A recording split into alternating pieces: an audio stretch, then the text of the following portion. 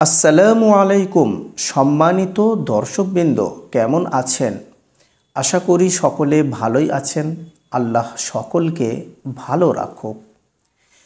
আমাদের মূল ধর্মগ্রন্থ হলো কোরআন এবং কোরআনের মধ্যে যে সমস্ত বিষয়গুলোকে আল্লাহ তাআলা তুলে ধরেছেন সে সমস্ত বিষয়ের বাহ্যিক কিছু অর্থ থাকে এবং তার ব্যাকগ্রাউন্ড কিছু আলাদা থাকে এবং কোনো আয়াতের মাধ্যমে বা কোনো শব্দের মাধ্যমে অন্য কোনো দিকে ইশারা করার জন্য কোরআন থেকে বার করা হয়, অন্য কোনো বিষয়টিকে সেটা ইশারা করছে।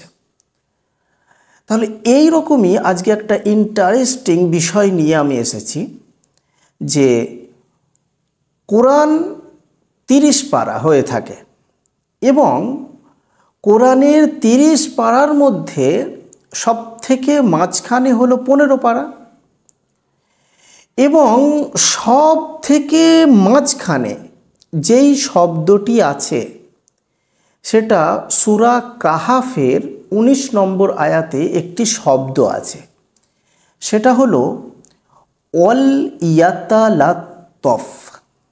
এই যে একটা শব্দ, এই শব্দটার মিনিং কি? অনেক কোরআনে দেখবেন এই শব্দটা একটু বড় অক্ষরে লেখা আছে।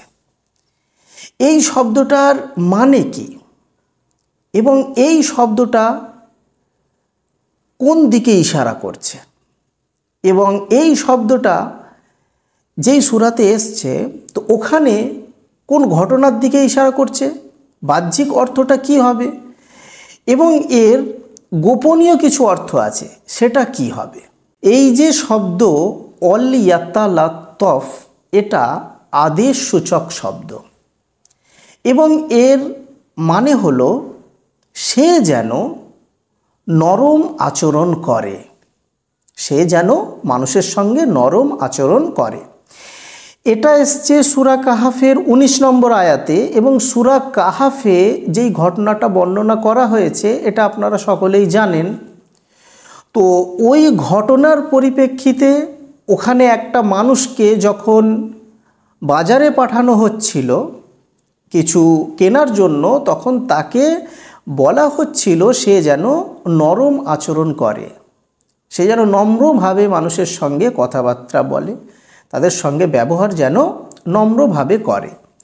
তো এটা তাকে বলা হচ্ছিল, কিন্তু এই শব্দটি যেহেতু কোরআনের পুরো মাঝামাঝি এসছে, এর মানে কি হবে? দেখুন, কোরআন শরীফ হলো পুরো মানুষের জন্য একটা দিশা, পুরো মানুষের জন্য পথ প্রদর্শক হলো কোরআন। আল্লাহ পাক এই কোরআন শরীফকে অবতীর্ণ করেছেন, এর মূল উদ্দেশ্য হলো যাতে মানুষ মানুষ হয়ে যায়। যেহেতু মানুষ পৃথিবীতে বসবাস করবে, সে যেন মানুষ হয়ে যেন বসবাস করে, যেহেতু তার ওঠা বসা সব কিছু মানুষের সাথেই হবে, তাহলে তাকে মানুষ হয়ে চলতে হবে। তো এর মাধ্যমে আল্লাহ তাআলা বলছেন, যেহেতু এটা মাঝামাঝি শব্দটি আল্লাহ তাআলা এনেছেন, যে কেউ যদি নিজের ওঠা বসা চাল চলন কথাবার্তা সমস্ত কাজে যদি নরম পন্থা অবলম্বন করে, তাহলে সে নিজের জীবনটাকে মধ্যম পন্থা অবলম্বন করে সুষ্ঠুভাবে অতিবাহিত করতে পারবে। এটা আল্লাহ তাআলা ক্লিয়ার কাট মেসেজ দিচ্ছেন। আমরা সকলেই অবগত আছি, আমাদেরকে থাকতে হয় কোনো না কোনো পরিবারে, নিজ স্ত্রীর সাথে, ছেলে মেয়েদের সাথে, বাবা মার সাথে, সমাজে বন্ধুবান্ধবের সাথে, গুরুজনদের সাথে, কোনো স্কুলে প্রধান শিক্ষক আছেন, স্টাফরা আছেন সেখানে, কোনো অফিসে স্টাফদের সাথে, কোনো ব্যবসা আমি করছি তো সেখানে বিভিন্ন ধরনের এমপ্লয় আছে, তো তাদেরকে নিয়ে চলতে হয়।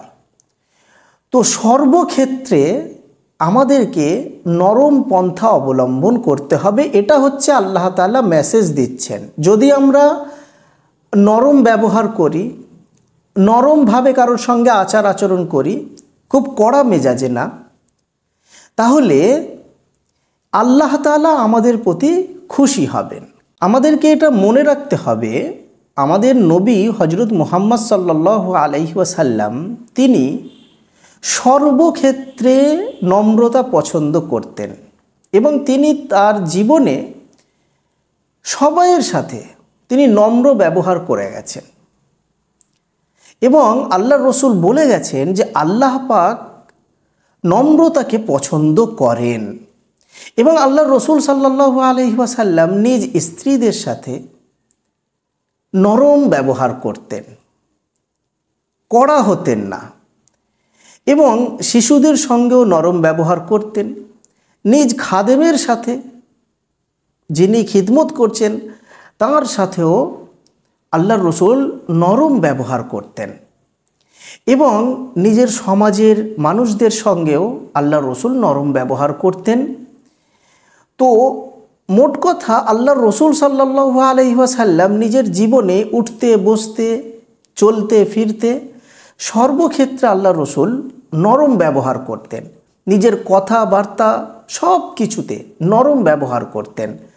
এবং আল্লাহর রসুল সাল্লাল্লাহু আলাইহি ওয়াসাল্লাম মানুষের সঙ্গে যখন কথা বলতেন তখন ইনি নরম স্বরে কথা বলতেন, নম্রভাবে কথা বলতেন, কোনো কর্কশ আওয়াজে আল্লাহ রসুল কথা বলতেন না। যেমনভাবে একটা ভদ্র মানুষ, সে মানুষের সঙ্গে যখন কথা বলে তো কথা বলার মাধ্যমেই আপনি বুঝতে পেরে যাবেন যে মানুষটা কি ভদ্র না অভদ্র। তো সেই রকম আল্লাহর রসুল ভদ্র ছিলেন, তিনি মানুষের সঙ্গে নরম ব্যবহার করতেন এবং আমাদেরকে মেসেজ দিয়ে গেছেন যে তোমরাও যেন নরম ব্যবহার করবে, নম্রভাবে কথা বলবে, কড়া ভাষায় কথা বলতে যাবে না। কিন্তু আল্লাহর রসুল সাল্লাল্লাহু আলাইহি ওয়াসাল্লামের জীবনে অনেক সমস্যা ছিল, অনেক দুঃখ কষ্ট সব কিছুই ছিল আল্লাহর রসুল সাল্লাল্লাহু আলাইহি ওয়াসাল্লামের জীবনে। তিনিও সংসার করেছেন, কিন্তু তিনি সকলের সঙ্গে নরম ব্যবহার করেছেন। এবং আপনি দেখবেন, আমি যদি নরম ব্যবহার করি, মানুষের সঙ্গে নম্রভাবে যদি কথাবার্তা বলি, যে আমার শত্রু, যে আমার পেছনে শত্রুতা করে বা আমার সামনে শত্রুতা করে, আমাকে বড় ছোট কথা বলে, তা সত্ত্বেও আমি যদি সেই মানুষের সাথে যদি নরম ব্যবহার করি, নম্রভাবে কথাবার্তা বলি, তাহলে এটা আমার জন্য লাভজনক হবে।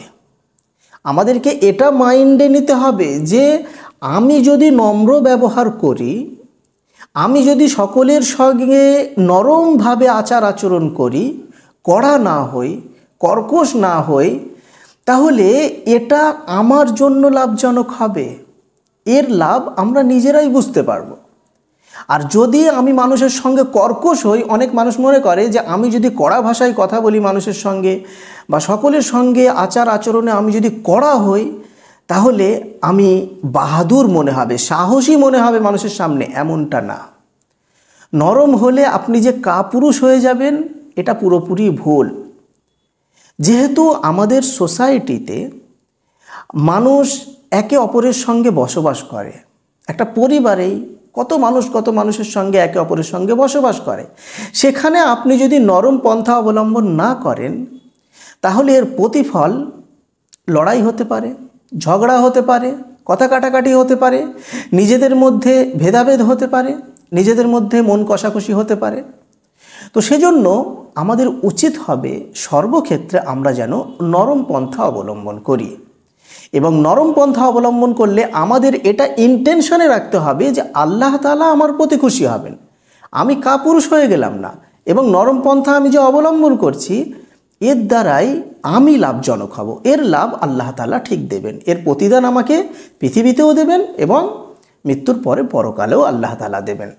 এইভাবে নরম পন্থা আমরা সকলে যদি অবলম্বন করতে থাকি, যেমন আমি আজকে শুনলাম, আমি যদি নরম পন্থা অবলম্বন করি, আমার দেখা দেখি অন্যজন করবে, তার দেখা দেখি অন্যজন করবে, তাহলে সমাজটা কল্যাণের দিকে যাবে।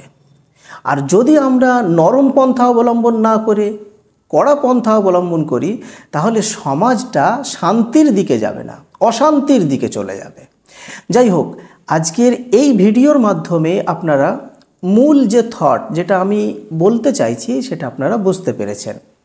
যদি আপনাদের কিছু উপকার হয় তাহলে আপনারা এই ভিডিওটি শেয়ার করবেন এবং আমার জন্য, নিজের জন্য, সকলেরই জন্য আপনারা দোয়া করবেন। আসসালামু আলাইকুম ওয়া রাহমাতুল্লাহি ওয়া বারাকাতুহু।